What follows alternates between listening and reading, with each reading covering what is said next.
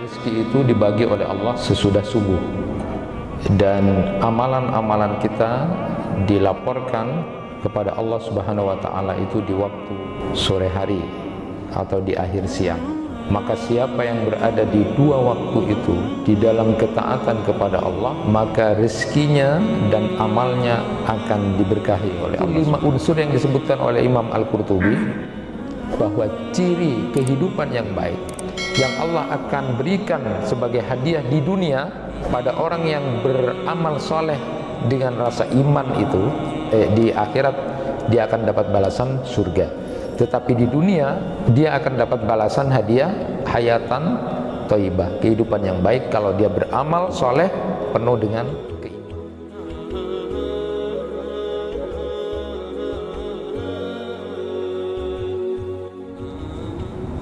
Assalamualaikum warahmatullahi wabarakatuh.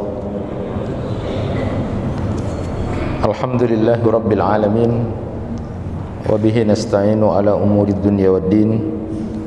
Ashhadu an la ilaha illallah wahdahu la syarika lah, wa ashhadu anna Muhammadan abduhu wa rasuluh.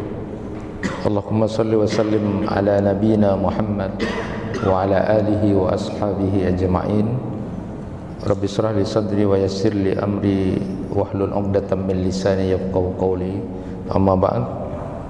Jamaah kuliah subuh yang dirahmati Allah, Ibnu Hajar Al-Asqalani dalam Fathul Barinya dia menyebut begini: waqad urida anna rizqa yuksamu ba'da salati subhi wa annal a'mala turfa'u akhiran nahar faman kana hina idzin fi ta'atin burika fi rizqihi wa fi amalihi. Beliau nyatakan begini, di sejumlah riwayat menyebutkan bahwa rizki dibagi setelah subuh dan amalan dilaporkan di sore hari. Maka siapa yang di waktu-waktu itu berada di dalam ketaatan kepada Allah, maka akan diberkahi rezekinya dan amalnya. Ini menjadi menarik untuk kita pahami bersama, bahwa apa yang disampaikan oleh Ibnu Hajar Al-Asqalani ini menjadi perhatian buat kita, bahwa ada dua waktu yang diberkahi, ya. Dari berbagai macam riwayat yang beliau pelajari, bahwa sejumlah riwayat menyatakan rezeki itu dibagi oleh Allah sesudah subuh, dan amalan-amalan kita dilaporkan kepada Allah Subhanahu wa Ta'ala itu di waktu sore hari atau di akhir siang.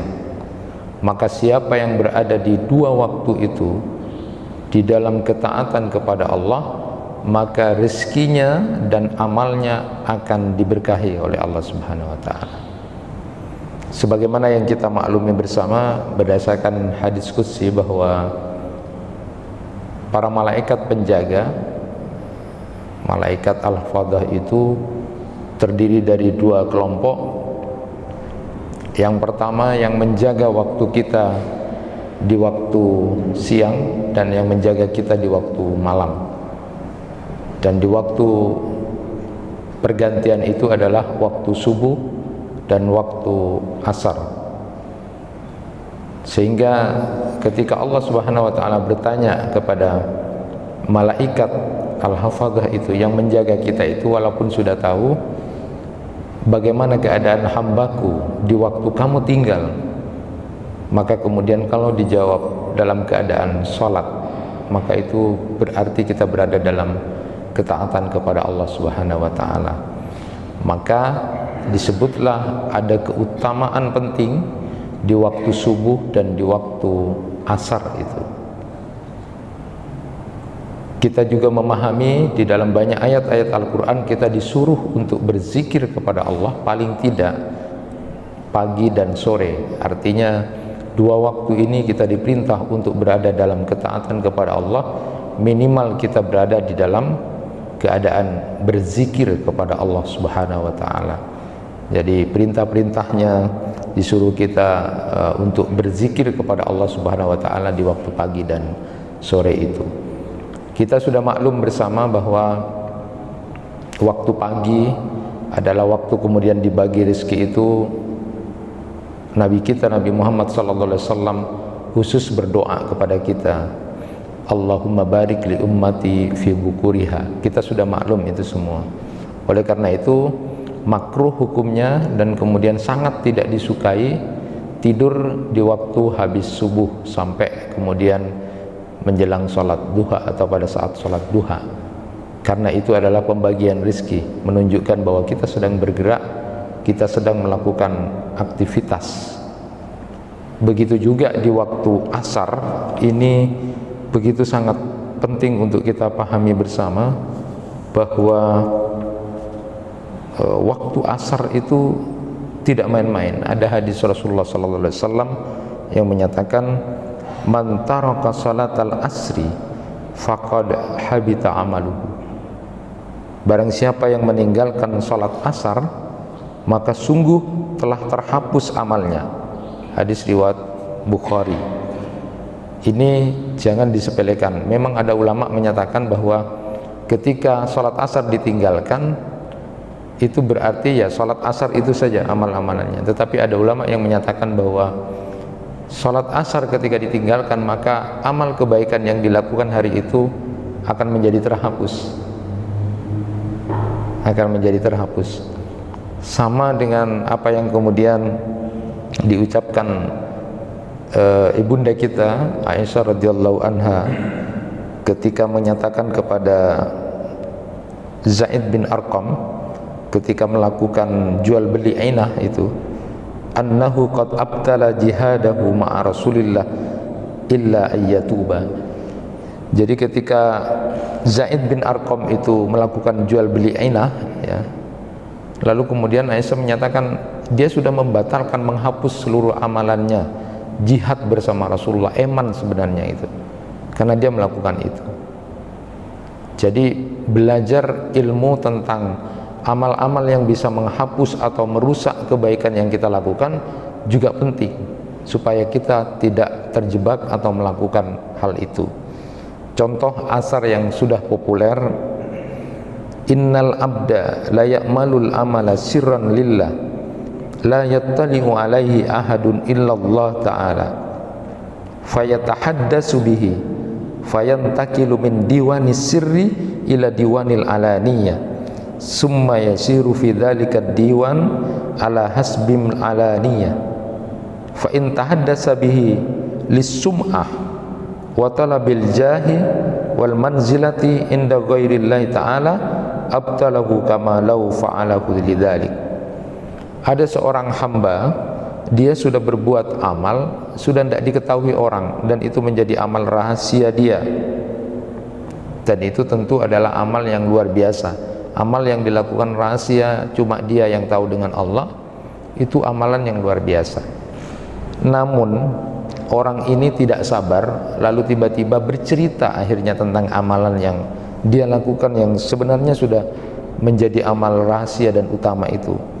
Akhirnya berubahlah amal yang tadinya rahasia, yang itu punya pahala besar, kemudian berubah karena dia bercerita tak kelar, akhirnya cerita gitu, akhirnya menjadi amal yang terang-terangan atau menjadi amal yang kemudian banyak diketahui orang.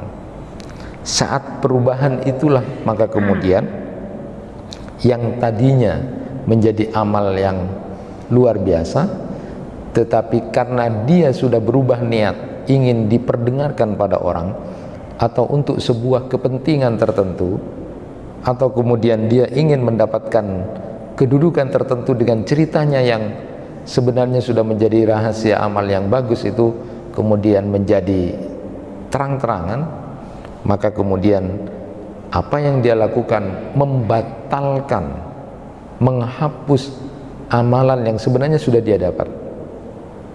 Inilah kerugian besar.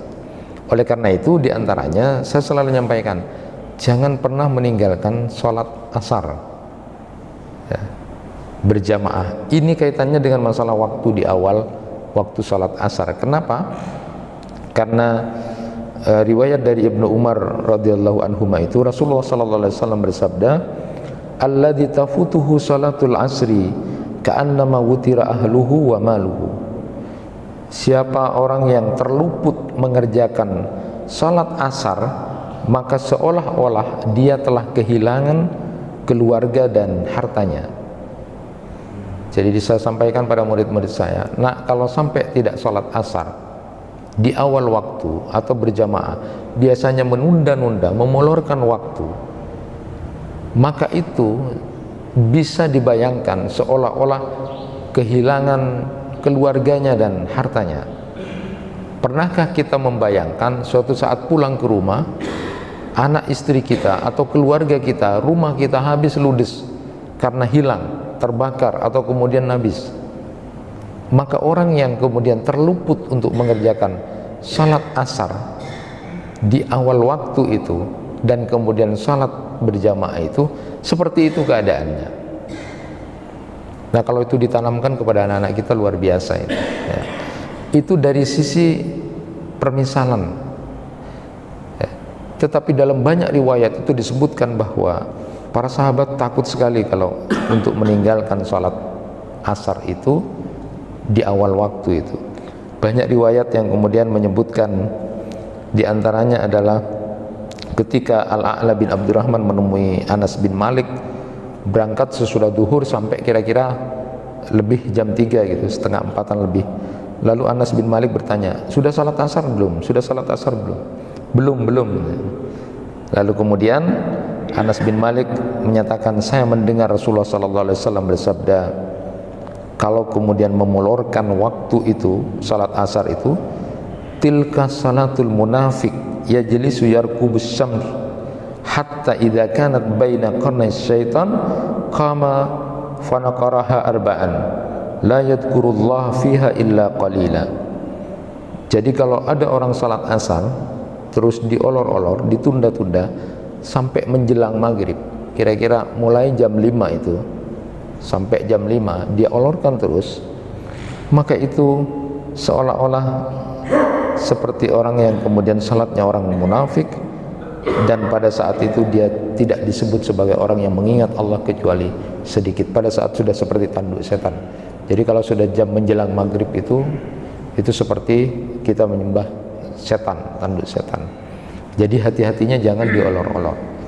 Itulah kenapa kemudian penting untuk kita ingat bersama bahwa di dua waktu ini sungguh sangat luar biasa, waktu salat subuh dan waktu salat asar. Inilah keutamaannya, karena malaikat Al-Fadhah melaporkan kita dan memberikan rizki kepada kita, sehingga kemudian jangan pernah kemudian kita menyia-nyiakan dua waktu ini. Bapak Ibu dan jamaah yang dirahmati Allah, pada kesempatan awal ini saya ingin mengisi kajian tentang masalah kehidupan yang baik, atau yang kita kenal dengan istilah hayatan thayyibah. Bapak dan Ibu yang dirahmati Allah, kita kalau ditanya sebenarnya pingin apa dari apa yang sudah kita lakukan ini, kita semuanya menginginkan agar kita punya kehidupan yang baik. Kita punya kehidupan yang baik, yang dalam Al-Quran itu diistilahkan dengan hayatan thayyibah, kehidupan yang baik. Nah, istilah hayatan thayyibah atau kehidupan yang baik itu di dalam Al-Quran surat An-Nahl ayat 97, Allah Subhanahu wa ta'ala berfirman, man amila salihan min dzakarin aw unsa wa huwa mu'minun falanuhyiyannahu hayatan thayyibah wa lanajziyannahum ajrahum bi ahsani ma kanu ya'malun. siapa orang yang kemudian beramal soleh, baik itu laki-laki ataupun perempuan, dan dia termasuk orang yang beriman, maka Allah akan berikan dia kehidupan yang baik, dan Allah akan berikan nanti pahala yang lebih baik dari apa yang sudah dilakukan. Dia akan mendapatkan surga. Inilah yang menarik. Jadi istilah kehidupan yang baik atau hayatan thayyibah itu di dalam Quran surat An-Nahl ayat 97. Istilah kehidupan yang baik ini menurut Pak Quraisy itu, ini tentu kehidupan yang, karena ini merupakan hadiah dari Allah, hadiah dari Allah untuk orang yang beramal saleh didasarkan kepada iman ketika dia melakukan amal saleh. Karena ini merupakan hadiah dari Allah, hayatan thayyibah, maka tentu kehidupan orang ini berbeda dari kebanyakan orang, karena ini hadiah dari Allah Subhanahu wa ta'ala. Beliau menyatakan hayatan thayyibah itu adalah kehidupan yang nyaman, kehidupan yang sejahtera, tidak disentuh rasa sedih dan takut yang berlebihan atau berarti. Tetapi kehidupan yang baik bukan berarti kehidupan yang mewah, bukan berarti kehidupan yang tidak pernah ada masalah atau luput dari persoalan, bukan itu. Tetapi beliau menyatakan bahwa hayatan thayyibah, kehidupan yang baik itu adalah orang ini selalu diliputi rasa lapang, nyaman, karena dia punya tingkat keridhaan yang tinggi kepada Allah Subhanahu wa ta'ala, karena dia meyakini apapun yang diberikan Allah itu adalah pilihan terbaik buat dia. Itulah hayatan thayyibah itu. Itulah kehidupan yang baik itu. Dia menyadari betul bahwa dengan sabar dan syukur lalu istighfar itu merupakan senjata buat dia untuk bisa merasa nyaman dan lapang dalam hidupnya terhadap pilihan apapun yang diberikan Allah kepada dirinya. Nah, Bapak Ibu sekalian yang dirahmati Allah, menarik, ada perbedaan antara Imam Asy-Syaukani itu dalam Fathul Qadirnya ketika memahami ayat ini sama Ibnu Qayyim Al-Jauzi itu berbeda. Kalau Imam Asy-Syaukani itu lebih menekankan tentang balasan yang diberikan Allah kalau orang itu beramal soleh dengan keimanan yang penuh. Jadi balasannya adalah kehidupan yang baik dan dia akan diberikan surga nanti di akhirat. Sedangkan Ibnu Qayyim Al-Jauzi itu justru penekanannya justru di orang beramal soleh tapi niatnya itu penuh dengan keimanan kepada Allah. Jadi dia beramal sama sekali tidak untuk siapapun, bukan untuk kepentingan apapun, tetapi semata-mata karena Allah. Jadi penekanannya man amila salihan min dzakarin au unsa wa huwa mu'min. Jadi ketika dia beramal, dia itu iman pada Allah. Sering diceritakan sudah dalam beberapa kehidupan kita, kalau di dalam hadis misalnya disebutkan man kana yu'minu billahi wal yaumil akhir falyusin ila jarihi. Siapa orang yang beriman kepada Allah dan hari akhir, maka teruslah berbuat baik kepada tetangga, gitu kan. Nah, kalau kita kan berubah dengan keadaan. Padahal ada banyak cerita seorang imam besar pun kemudian bahasanya dicandain atau eco-koco maksud tetanggana, tapi dia tetap tersenyum. Eco-koco itu diundang ternyata ndak ada. Mohon maaf Syekh, ini ndak jadi, gitu kan. Dan itu berulang-ulang, tapi Syekh ini senyum terus sampai 3 kali, sampai ada yang nanya, kok masih senyum-senyum aja Syekh gitu. Padahal eco-koco mbian. Ya ndak ada masalah, wong Allah memerintahkan saya berbuat baik sama tetangga. Jadi kalau ndak jadi ya sudah, ndak apa-apa, urusan dia bohongin, candain, ndak apa-apa. Karena dia beramal soleh karena iman, karena Allah saja, karena ikut perintah Allah dan Rasulnya. Kalau kita mungkin beda, ya. Kalau kita mungkin bisa beda. Satu kali saja cocok, saya enggak ya. Pas engkau aja macam gitu kan.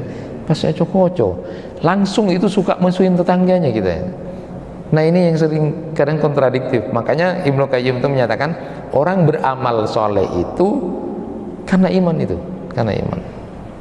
Saya ingat ceritanya Ibrahim An-Nakha'i itu seorang tabi'in, ini luar biasa Pak. Dia punya Ibrahim An-Nakha'i ini orangnya amas ya, akwar, juling, mohon maaf, jadi matanya juling. Lalu punya murid Sulaiman bin Mihran. Sulaiman bin Mihran ini adalah amas ya, dia buta. Jadi Ibrahim An-Nakha'i gurunya ini juling, lalu kemudian muridnya adalah amas, buta. Nah suatu saat Ibrahim An-Nakha'i ini bersama Sulaiman bin Mihran itu jalan ke masjid sambil tuntunan Pak. Ya maklum satunya juling, satunya buta, tuntunan. Nah ketika melewati satu tempat terus tuh itu diledekin sama orang. Abes wa, saya buta maksud saya juling, ajaranlah ke masjid. Seperti itu Pak, diledekin itu Pak. Lalu kemudian Ibrahim An-Nakha'i menyatakan begini, sudah besok tidak usah lewat sini aja, tidak usah lewat sini katanya Ibrahim An-Nakha'i. Sudah, tidak usah lewat sini karena dibully gitu kan. Terus Sulaiman bin Mihran muridnya mengatakan, ya Aba Imran ma'alaik, ya wahai guruku, ya sudah tidak apa-apa kan, nujar wa ya'samun, kita akan dapat pahala sedangkan mereka berdosa gitu kan. Ini kan wajar, biarlah tinat arapa, kita dapat pahala, mereka dapat dosa. Nujar wa ya'samun, tidak apa-apa gitu. Tapi apa jawab Ibrahim An-Nakha'i? Beliau menyatakan begini, naslam wa yaslamun khair min an nu'jar wa ya'samun. Kita selamat, mereka selamat, itu jauh lebih baik daripada kemudian kita dapat pahala lalu kemudian mereka berdosa. Kenapa? Karena Rasulullah SAW bersabda, la yu'minu ahadukum hatta yuhibba li akhihi kama yuhibbu li nafsi. Belum dikatakan beriman seseorang itu kalau dia kemudian belum mencintai saudaranya sama seperti mencintai dirinya sendiri. Ini praktek yang luar biasa dari seorang tabi'in Ibrahim An-Nakha'i itu. Kalau kita mungkin beda Pak. Kita mungkin sama seperti Sulaiman bin Mihran, latina lanang-nang arwah setusa kita oleh kenceran. Kan kita begitu umumnya. Nah kalau Ibrahim An-Nakha'i enggak, sepenting itu kita selamat, mereka juga selamat karena tidak membuli kita. Ayo jangan lewat sini. Itu lebih baik daripada kita dapat pahala, mereka dapat dosa. Jadi kalau kita itu misalnya dibully orang, tidak apa, sepenting kok masuk surga, ruang neraka gitu kan. Jadi kita tidak mikir orang gitu kan. Jadi kalau bisa mereka neraka, tidak kok ya, seperti itu. Padahal kalau kita praktek hadis seperti itu, tingkatnya tinggi Pak. Orang berpikir enggak pada selamat kita. Itu luar biasanya. Kadang-kadang orang yang bahkan rajin sholat pun kemudian ada kontradiktif dalam perilakunya. Inilah yang harusnya setiap hari kita coba rubah untuk itu. Makanya kalau Ibnu Qayyim dalam ayat ini, untuk orang yang dapat kehidupan yang baik itu, penekanannya adalah dia melakukan amal soleh karena rasa iman pada Allah, bukan karena orang. Jadi ini memang kita masih jauh praktek-praktek seperti ini. Nah Bapak dan Ibu sekalian, lalu sekarang saya ingin sampaikan, menurut Ar-Raghib Al-Asfahani itu dalam Al-Mufradat fi Gharibil Quran, dan Imam Al-Qurtubi dalam kitab Al-Jami' li Ahkamil Qurannya, orang itu akan dapat kehidupan yang baik atau hayatan thayyibah tadi kalau dia kemudian memiliki 5 unsur kehidupan. Jadi dia itu kehidupannya baik. Jadi kalau ingin tahu siapa orang yang kehidupannya baik, 5 unsur inilah yang kemudian akan ada pada diri orang itu. Nanti kita ingin tahu bercermin dengan apa yang disampaikan oleh Imam Al-Qurtubi tentang kehidupan yang baik itu. Ciri yang pertama, orang yang punya hayatan thayyibah itu, kata beliau, orang ini akan selalu diberikan limpahan rezeki yang halal dan cukup, dan dia selalu merasa qanaah. Ini ciri yang pertama. Jadi kehidupan yang baik itu tandanya adalah orang ini diberikan rezeki yang cukup dan halal, lalu dia qanaah. Itu tanda hayatan thayyibah. Jadi kalau ada orang yang mewah, dia dapat dari harta yang haram, maka dia kehidupannya tidak baik walaupun tampakan baik. Tampakannya baik, tapi diperoleh dari harta yang tidak halal, maka itu bukan kehidupan yang baik. Kehidupan yang baik itu ditandai dengan selalu mendapatkan rezeki yang halal dan cukup, dan dia punya rasa qanaah, menerima apa yang diberikan Allah itu. Qanaah. Dia tidak pernah berpikir punyanya orang lain. Mak nyaman loh ya, mak nyaman. Engkau mak tak cara loh, mak nyaman. Itu sakit hati itu. Itu berbahaya. Nah, hal-hal semacam itulah yang kemudian bisa menghapus amal kebaikan kita. Jadi tandanya kehidupan yang baik adalah dia diberikan rezeki yang halal, cukup, dan kemudian dia qanaah. Sebagaimana yang kita maklumi bersama, sudah pernah saya sampaikan bahwa kalau berbicara rezeki ini ada tiga ya. Ada yang ar-rizqul makful atau ar-rizqul am. Allah akan berikan rezeki secara umum kepada siapapun makhluk Allah. Walaupun dia tidak kerja, ia akan diberikan. Walaupun cicak atau binatang yang susah untuk makan itu, Allah sudah jamin itu. Dengan aturan dan kehendak Allah itu pasti dapat rezeki. Orang yang tidak bekerja pun sakit, pasti juga diberikan rezeki melalui siapa? Melalui keluarganya, melalui familinya. Itu namanya ar-rizqul am atau ar-rizqul makful. Wa ma min dabbatin fil ardi illa 'alallahi rizquha. Kemudian yang kedua adalah ar-rizqul maksum, rezeki yang dibagi. Inilah yang kemudian membedakan antara satu orang dengan yang lainnya. Wallahu faddala ba'dakum 'ala ba'din fir rizqi. Allah itu kemudian melebihkan antara satu dengan yang lainnya rezekinya. Tergantung kepada orang itu. Apanya? Geraknya. Yang kalau dalam bahasa Quran itu disebut dengan al-masyunya, al-intisarnya, atau al-ibtiga'nya. Al-masyu itu artinya berjalan. Jadi orang ini bergerak enggak? Dia tidak diam berpangku tangan. Jadi kalau dia rajin bergerak, ya, tidak berpangku tangan, dia al-masyu, dia berjalan, maka rezekinya juga beda dengan yang cuma diam-diam saja, tidak kerja atau malas. Atau al-intisar, dia itu bertebaran ya. Dia punya rencana, dia punya planning apa yang akan dikerjakan. Antara yang satu orang dengan yang lainnya tidak punya planning, tidak punya perencanaan, dengan yang kemudian punya perencanaan, itu akan berbeda rezekinya. Termasuk di al-ibtigha itu. Makanya di dalam Al-Quran itu disebutkan, fa idza qudiyatis salatu fantasiru fil ardi wabtagu min fadlillah. Nah, jadi kalau sudah salat Jumat, maka bertebaranlah untuk mencari rezeki Allah. Ini tergantung itu. Jadi rezeki satu orang dengan yang lain itu berbeda karena usahanya, karena gerak dia, jalan dia. Lalu kemudian yang ketiga adalah ar-rizqul mau'ud, rezeki yang dijanjikan ya bagi orang-orang yang bertakwa. May yattaqillaha yaj'al lahu makhraja wa yarzuqhu min haitsu la yahtasib. Ini bagian dari rezeki. Jadi ciri kehidupan yang baik itu adalah diliputi dengan rezeki yang halal, cukup, dan dia punya rasa qanaah. Yang kedua, orang ini akan dimuliakan Allah dengan ilmu pengetahuan. Yarfa'illahu alladhina amanu minkum walladhina utul ilma darajat. Jadi di banyak hadis itu disebutkan siapa orang yang berilmu dan dengan ilmunya dia semakin taat, takut kepada Allah, maka dia akan kemudian ditinggikan oleh Allah Subhanahu wa taala derajatnya. Jadi ciri orang yang punya kehidupan yang baik itu adalah dia berilmu pengetahuan. Jadi bapak dan ibu jangan pernah berhenti untuk belajar terus. belajar terus, ya.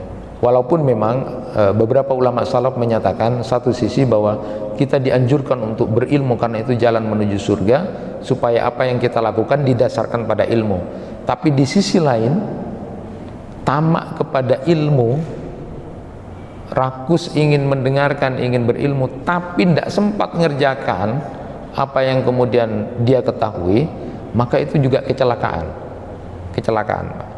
Jadi tahu ilmunya, tamak terhadap ilmu, sering mendengarkan, tapi ternyata gak sempat melakukan, itu juga kecelakaan. Contoh misalnya belajar ilmu tentang tidur. Tidur ini zikir-zikirnya begini tahu. Tapi dia sendiri kemudian habis waktunya baca HP, tertidur, Pak. Tidak baca Al-Ikhlas, Al-Falaq, tidak baca Ayat Kursi. Jadi dia banyak ilmu tapi kemudian tidak bisa mempraktikkan, itu juga kecelakaan. Nah, ciri orang yang punya kehidupan yang baik, maka dia kemudian akan dilimpahi oleh Allah ilmu, lalu kemudian dia berkah ilmunya. Ilmunya itu bermanfaat. Ya, makanya setiap pagi itu ada doa yang diajarkan untuk kita mendapatkan ilmu yang bermanfaat. Ciri yang ketiga, kita singkat saja, adalah orang ini kemudian akan punya budi pekerti yang baik. Akhlaknya bagus. Awwalu ma yuda'u fil mizan husnul khuluq was saqa. Jadi nanti pertama kali yang akan menjadi pemberat timbangan di mizan itu adalah akhlak yang baik. Jadi orang yang punya kehidupan yang baik, cirinya adalah dia punya akhlak yang baik. Ada orang yang kelihatannya bagus, Pak, tapi kemudian akhlaknya udah tidak karu-karuan, tidak tahu etika, ngomong sembarangan, kasar, jorok, kentut sembarangan dan sebagainya. Itu bagian-bagian dari orang yang tidak punya akhlak. Ya. Hati-hati. Dia orangnya bagus, ya, kelihatannya kemudian, tetapi kemudian dia tidak punya etika. Orang yang punya kehidupan yang baik itu akhlaknya bagus. Maka kita harus hati-hati. Kita sudah berusaha untuk menjadi orang yang baik, tapi kemudian kadang-kadang menyepelekan, menyederhanakan akhlak itu. Alatina beraja, cuma itu aja kok. Tapi dia merasa sudah banyak melakukan aktivitas kebaikan. Hati-hati. Orang yang punya kehidupan yang baik itu adalah ditandai dengan akhlak yang baik. Dan yang keempat, orang ini akan selalu diberikan hidayah, taufik oleh Allah. Dia kemudian akan diberikan petunjuk oleh Allah untuk sampai kepada tujuan yang dikehendaki Allah. Apa yang dia ketahui, ilmu yang dia ketahui, kemudian sampai kepada tujuan yang sesungguhnya dikehendaki oleh Allah Subhanahu wa taala. Jadi ciri kehidupan yang baik adalah orang ini selalu diberikan oleh Allah Subhanahu wa taala hidayah, taufik, ya, mampu untuk melaksanakan, bisa untuk berbuat apa yang dia ketahui.